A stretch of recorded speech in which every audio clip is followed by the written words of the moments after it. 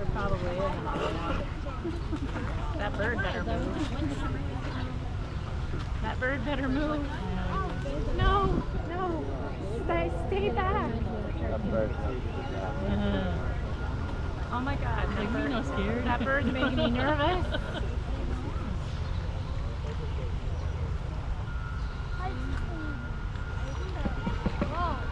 Check. All right. Good afternoon, everyone, and welcome to the Naples Zoo and our alligator feeding here at Alligator Bay, proudly sponsored by Subaru of Naples.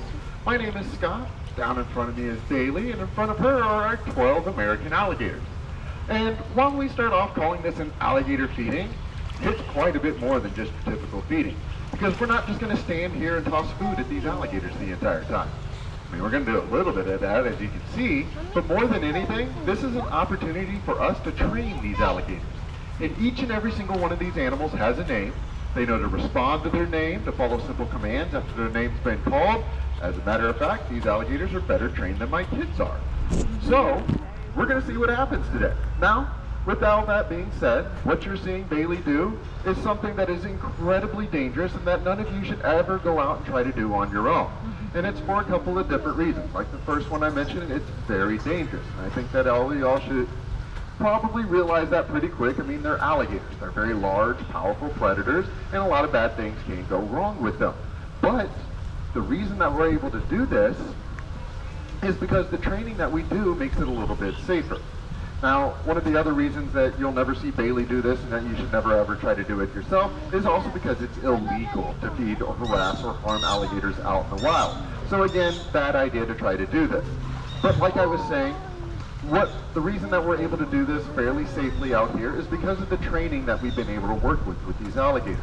You notice that they just kind of line up and kind of wait their turn down there. That wasn't an accident. That's part of the training.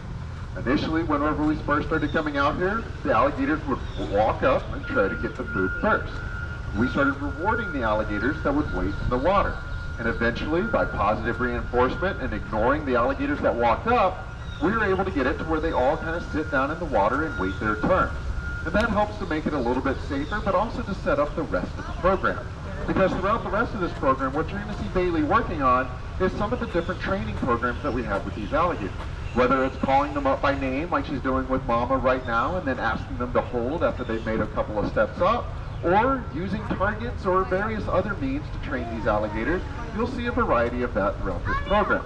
And a lot of people commonly ask us, why do you train alligators? What's the point in it? Well, the reason we train these alligators is because it allows them to participate in their own care. Now, they're never going to scrub each other's backs or pick up the sticks in the coconuts that fall in the water or anything like that. But even something as simple as getting that alligator to walk a couple steps on beach helps us to take better care of it. Because these are alligators. I mean, that's obvious, but these animals, whenever they communicate with each other, quite often it's through physical communication. And that's just a nice way of saying they fight. And whenever they fight, as you can imagine, being powerful animals, they can cause a little bit of damage to one another. And so by getting them to walk a couple of steps out of the water, it enables us to be able to check all of their legs and toes, make sure that they're walking somewhat normally, and to make sure that they don't have any glaring injuries on their bodies. And so that helps us to take better care of them, because if we do have one that walks up like smiles there, and we notice they're having a little bit of an issue with a leg, or they do have a big cut on their side, it enables us to notice that and also contact our vet so that she can come and check them out and make sure that we don't need to take any further steps. Now, if she does decide that we need to take further steps to care for that animal, well, that complicates things a little bit, because that's going to mean most likely some sort of medication, whether it's an anti-inflammatory to help with the pain or some sort of antibiotics to help prevent an infection. One of the problems is that we'll need to know how much that alligator weighs in order to dose it properly. And I can promise you this right now, neither Bailey or myself are about to walk down to the water's edge and just pick up an alligator to go step on a scale. That's not going to work out for us. But by doing this training, it enables us to work with these alligators in a way that the alligators can actually get their own weights. We just set up a scale right here in the middle of the beach. We use their training to get them onto the scale. We can record their weight, and then get them off the scale back out into the water, all without ever having to put our hands on that animal. It reduces the amount of stress on us, as well as the amount of stress on the animal as well. And it makes everybody's life just a little bit easier. Now, whenever these alligators do get injured, like I said, this training can also help out in that as well. Not just with getting them up so that we can take a look at them, but also with medicating them, as well as if we do have to get them in hand to take them up to the hospital or to a back holding area to do any sort of procedure, we can use this training to help us out as well. We can get the alligators separated from the group, get it up here on the beach without any of the other alligators, so that we can work with them a little bit more safely instead of having to launch the boat out into the water and go track that alligator down and do all that fun Steve Irwin stuff that everybody used to see back in the day. And so this training has enabled us to advance the care for these animals leaps and bounds over the past 10 years. And it's a really cool thing to be able to see, because for the longest time people looked at alligators like they were just big dumb lizards. But that couldn't be farther from the truth. These animals are incredibly intelligent, as is evidenced by this training that you see. Now, as cool as this training might be, it's not the only awesome thing about the alligators or what we're doing here. Because these alligators are incredible animals all on their own right. And one of the best things about them is how beneficial they are to all of the other animals that live around them. Like some of you might be watching this silly little night heron over here next to this alligator, wondering why these alligators don't try to eat it. Well, that night heron's just really lucky right now that Bailey's standing right there. Because these alligators will absolutely try to eat these birds from time to time. But these birds will come back to this exhibit every single year for these alligators. And that's because alligators end up acting as bodyguards for a lot of the wading birds that are down here. And every single year, birds will line these trees to build their nests. And this holds true for every body of water that holds alligators down here. Because the alligators, as they are trying to catch these birds, they move in underneath those trees and they wait for them. But with an alligator like Big Red or any of these actually, sitting underneath one of those trees waiting for one of those birds to fall out, well, those birds that are nesting don't have to worry about raccoons or possums at that point in time. Because a raccoon or a possum sees an alligator like this sitting underneath that tree, they just go, nope. They move on to the next one. And by doing that, it helps those birds to ensure the survival of all of their offspring. And so the birds actually do rely on the alligators for their survival. And it's not just the alligators, or not just the birds though. It's pretty much all of the other animals as well. Ooh, look, Jaws showed up. And so, sorry, I got distracted. Jaws is one of the ones that we're kind of looking out for right now. I mentioned that the training helps us to medicate them. Jaws got in a tussle with one of the other females the other day, and she hurt her front right leg. And so now she gets a little bit of pain meds in the afternoon to kind of help move her a little bit more easily. And so you'll actually get to see a little bit of how we do some of this training in order to medicate them and get them separated so that we make sure that the right alligator gets the right medication. And so that's what Bailey's going to be working on with Jaws right now.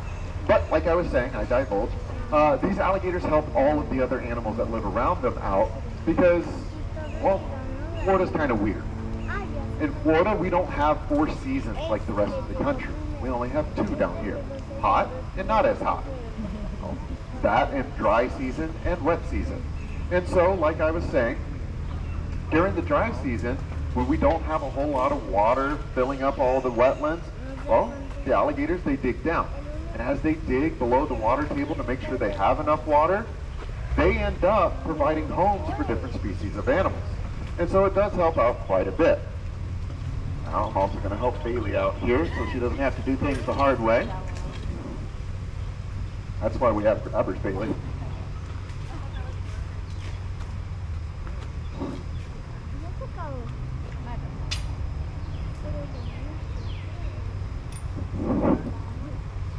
And so, as alligators dig down to make sure that they have enough water to conceal themselves from prey and protect themselves from predators, they're also providing services for other animals as well. Because by digging down and making sure they have plenty of water, it's also providing water for different species of fish, amphibians, and turtles.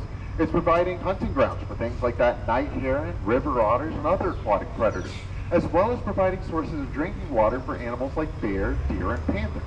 all of those animals rely on alligators so much that alligators are labeled as the keystone species. That means that without alligators, the entire ecosystem could collapse. And it's kind of scary to think that we almost saw that happen before our very eyes. Back in the 50s and 60s, alligators were actually hunted to near extinction. And it got so bad that you were hard-pressed to find a single alligator out in the wild. Luckily though, people took notice. Not only did they take notice, but they also decided to take action as well. And they ended up saving the American alligator. And they did a ridiculously good job too. Because now today, there's estimated to be close to about 2 million alligators just in the state of Florida alone. These animals are what we would call a conservation success story. And we like to highlight that because it's not every day in the world of conservation that we get a win. Those are kind of few and far in between. And a lot of that has to do with how we look at conservation issues. Whether it's trying to save wild species or wild spaces, quite often those problems feel so big, it seems like there's nothing that we can do about it. But if you take a big step backwards and look at it as a giant group project, it's a little bit easier.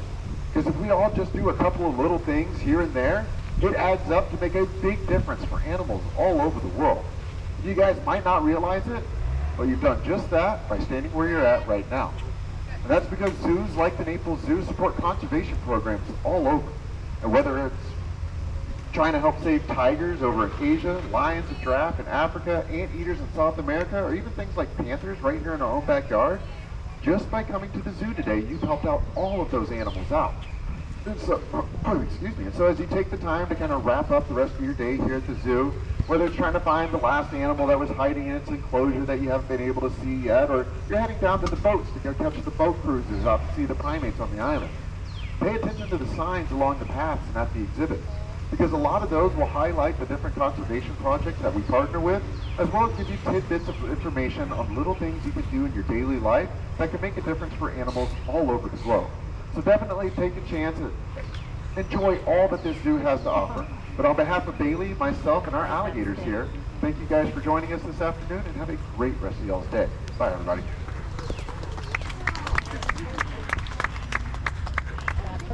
All right, now while Bailey wraps up any training that she has left, I'm going to